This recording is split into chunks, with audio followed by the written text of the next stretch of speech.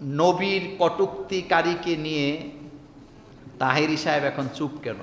উনি কি দেশে আছে?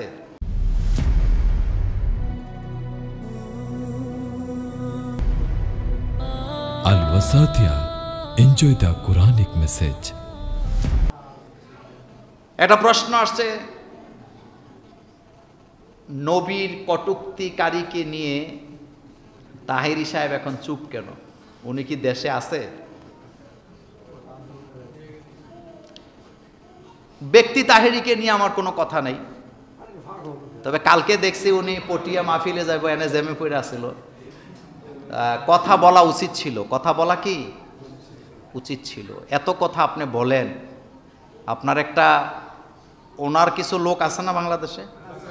আসতে কইছে আছে, এটা আমরা অস্বীকার করি না, কিন্তু রাসূল সাল্লাল্লাহু আলাইহি ওয়াসাল্লামের অপমান, এটা আপনার গায়ে আগুন লাগা কি উচিত?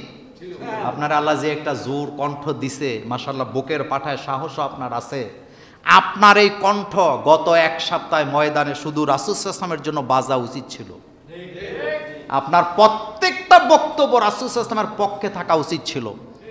এবং আপনারে যে আল্লাহ শক্তি দিছে শরীরের মধ্যে, আমার চাইতে আমি মনে করি আরো 10 ডবল শক্তি আল্লাহ তাহেরি হুজুরকে দিছেন। তার উচিত ছিল তার কণ্ঠটা রাসূল সাল্লাল্লাহু আলাইহি ওয়াসাল্লামের ভালোবাসায় খরচ করা।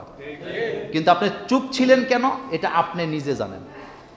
এটা আপনি কিয়ামতে আল্লাহর কাছে ধরা পড়বেন। আমাদের কিচ্ছু করার নাই। আমরা শুধু প্রশ্নটা আসছে এদিকে, আমি বললাম ব্যক্তি তাহেরিকে নিয়ে আমার কোনো অ্যালার্জি নাই, কিন্তু ওনার কণ্ঠটা বাজা কি উচিত ছিল।